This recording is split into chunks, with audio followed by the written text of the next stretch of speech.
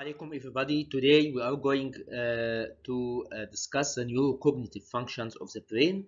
So we are going to take a rapid idea what is like the definition of cognition, what are the cognitive functions. We will go rapidly over these slides. Let's go. This is our objectives. So we have three main psychological functions. We have like the cognitive functions, we have the behavioral functions, and we have the affective or the emotions. So the cognitive functions, the word cognition refers to the ability to know. So like there are a lot of functions of the brain under the cognitive functions. We have the perception, the attention, the consciousness, the thinking, the memory, the executive functions. All of these are part of the cognitive functions. And we have the motor or the behavioral functions related to our behaviors and our speech, and we have our emotions or the mood and affective functions. So let's going over the cognitive functions. So the cognition refers to the ability to know. It considered under this many of functions like we mentioned before. So let's go rapidly over these domains of cognitive functions, can including receptive functions, memory and learning, intelligence, thinking, executive functions, expressive functions. So the intelligence, usually we know that the intelligence is like divided into a lot of types, and there is a lot of examples of the intelligence. But the term intelligence refers to one of cognitive functions representing our ability to think in a rational way and to act purposefully. Act purposefully to mean like act in like a goal-directed activity, or we do something in order to reach a certain purpose. And how we can effectively deal with the environment, deal with our friends, deal with the surrounding situations that happens to us. So the intelligence is a global capacity of how we think in a rational way, how we behave in like purposefully, and how we deal effectively with the environment. So we have a lot of definitions and a lot of types of intelligence, but we are demonstrating the Gardner's theory of intelligence. He like simply divides the intelligence like into 7 domains. Like we have the logic mathematical domain, linguistic refers to the speech, spatial like the 3-dimensional image. We have the body kinesthetic, like it refers to the one ability to body motion skillfully, like the athletics, the pilots, the dancer, the musicians. They have like this part of intelligence like more clear or more distinctive. We have the musical, like use of pitch, view, create and understand sounding. And we have the interpersonal intelligence and intrapersonal.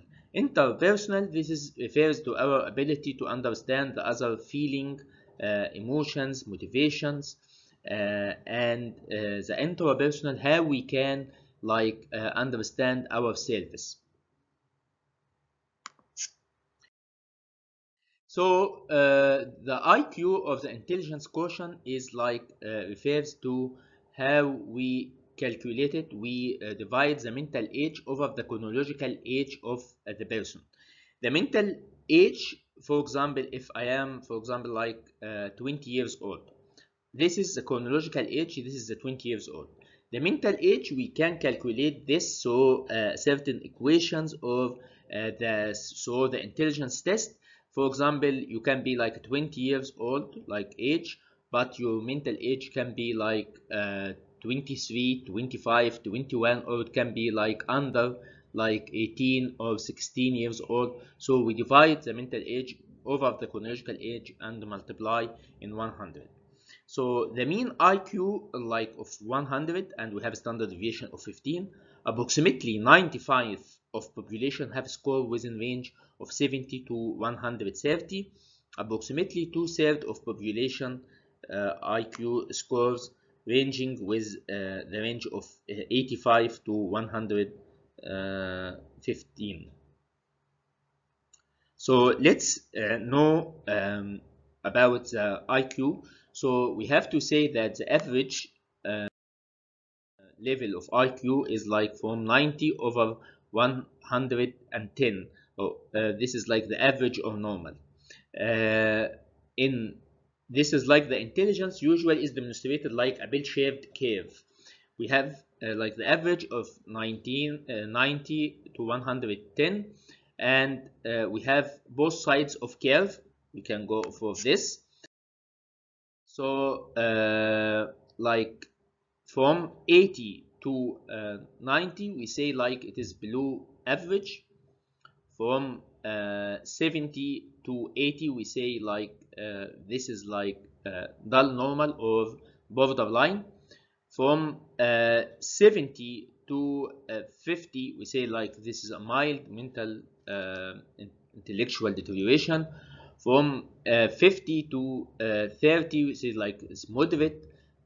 Below 25, we say like this profound mental retardation.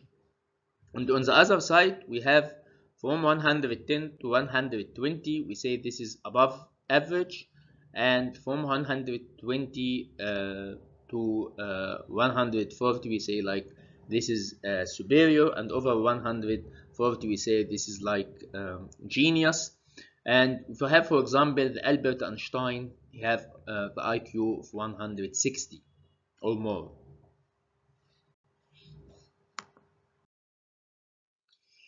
So we have a lot of importance of the intelligence. Actually, clinically, we can get in certain test, for example, educational or driving license, or a lot of purpose we can use, and we can clinically we make a lot of intelligence tests for children with mental subnormality or with autism, or for diagnosis, for example, like attention deficit hyperactive disorder. We have to know that the IQ within the normal range to do this.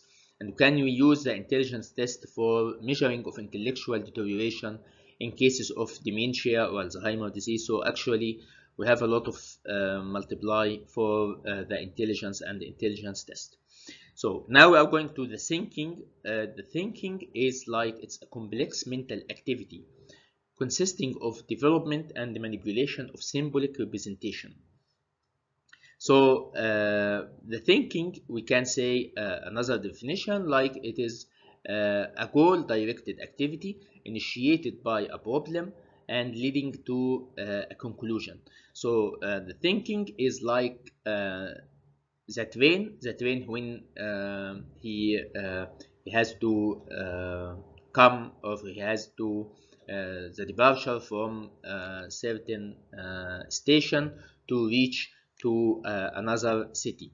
So thinking is like a complex mental activity. This is why if we make it like the train, so we have this multiple train cars. This is are connecting together in order to reach the place you want to go. So it is not just like so easy as we think that the thinking is just a simple activity. It's complex mental activity. So we have tools for thinking, like language symbols. The language symbols can be something like vocal or written expression. We use, for example, some words to express this. or we write in a certain way. This is for us express something. So the language symbols can be like used for intercommunication between the human being and for doing like ideal activity or ideational activity. We can also, in order to think, we can use diagrams, maps, musical stores. So sometimes when you try to study, you try to make diagrams, and these diagrams like leading you to think more and improve your memorizing. We have the concept. The concept, this is like for we do the relationship of the rules, or we try to think about the characteristic that the object or the subject have, either similar or different. Like we have the concept of generalization when we discover the common features in the unfamiliar object, or differentiation when we finding the different characters of a similar object. And we have the abstraction is one of higher order generalization. In abstraction, we try to find what is beyond the meaning, and this is going to be clear soon. We will explain this. So we classify thinking according to the functions. We can classify into imaginative functioning and purposive functioning. So imaginative functioning, and this is usually the free imagination, happened in the children. Like we found this usually in the children up to the age of 6 years. The daydreams, usually these daydreams like having the function of escape from the reality and wish fulfilling. Also the dreams is complex mental activity happened during sleep, and we try with the dreams happened during the sleep to clear our mind to express something we can't express in our reality. Also the dreams is affected by about our emotions. So while we having certain anxiety or fear, this can come in the form of nightmares. Autistic thinking, and this has happened in the autistic children, or those who having like schizophrenia. They are usually swimming in themselves. They having a social isolation.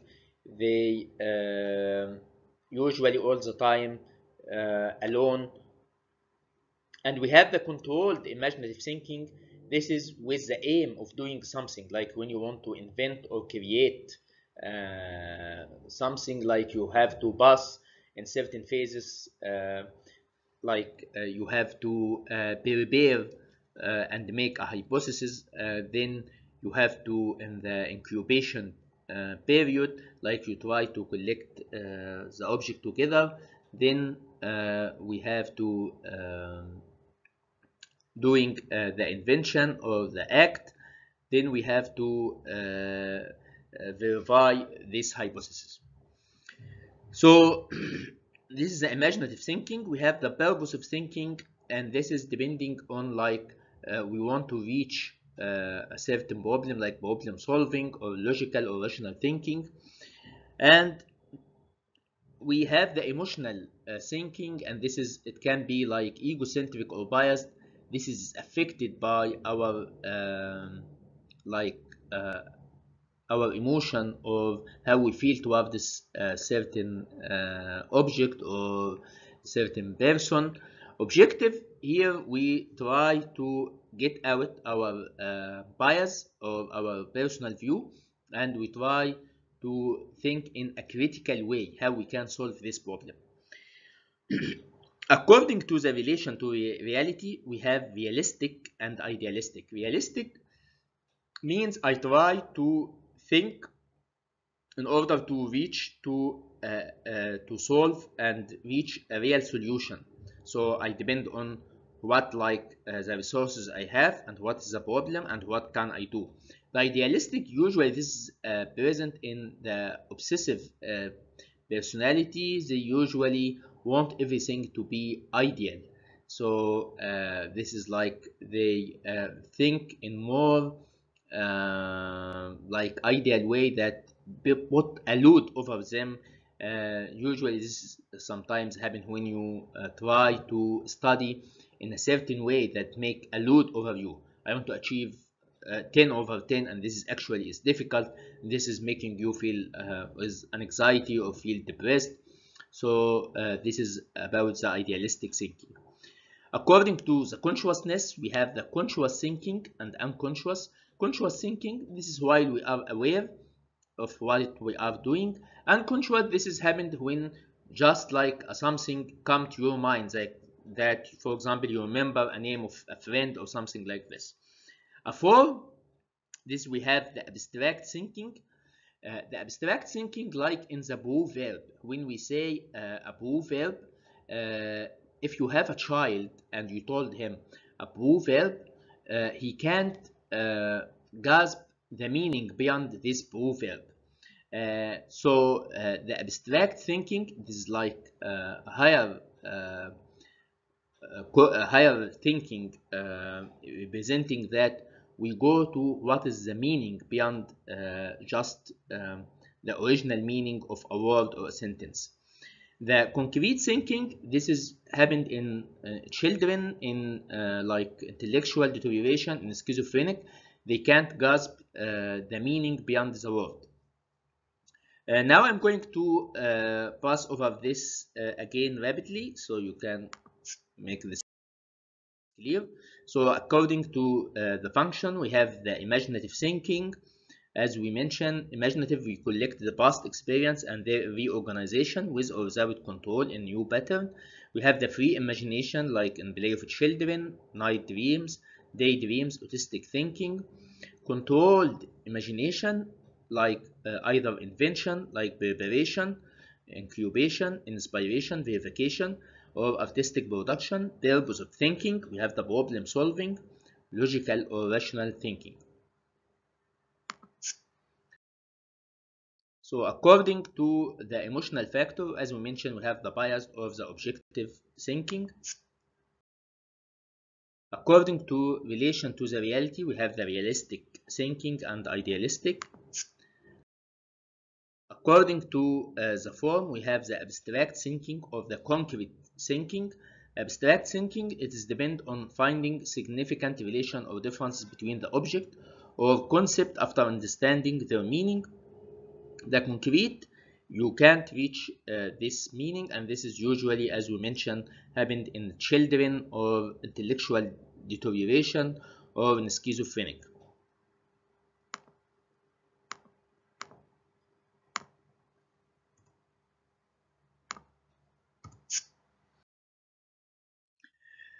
So now we are going to the last part of the cognitive function. We have the executive function. The executive functions, there is no established definition for the executive function, but it is like higher cognitive functions refers to the brain circuits that try to prioritize, integrate, regulate other cognitive function.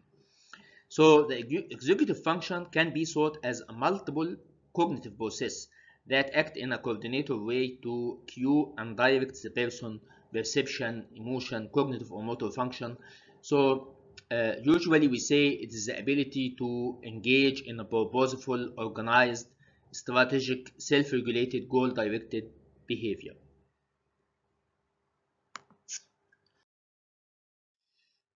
So now we have to mention what's the neurotransmitters involved in cognition. We have the glutamate, prevalent in hippocampus and involved in memory. We have the acetylcholine and play a major role in when we're having Alzheimer's disease or dementia. It is the main cause that there is a degeneration in the nucleus generating the acetylcholine, and like there is a reciprocal relationship between acetylcholine and monoamines like noradrenaline, serotonin, dopamine. The acetylcholine controlling the release of vasopressin. The acetylcholine involved in regulation of memory and learning. We have the neuropeptide involved in memory. We have the norepinephrine. It is released from the locus ceruleus, and it is regulating arousal, dreaming, and mood. We have the dopamine. The dopamine having a major role in learning, in memory, in positive reinforcement, or in the thinking.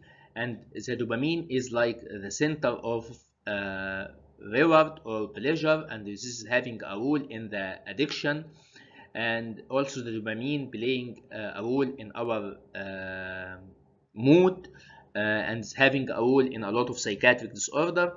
So later when you are going to take the addiction, you have to know that the dopamine is like involving the center of releasing the dopamine is the brain reward center, the nucleus accumbens. So the nucleus accumbens is the center of the brain responsible for releasing the dopamine.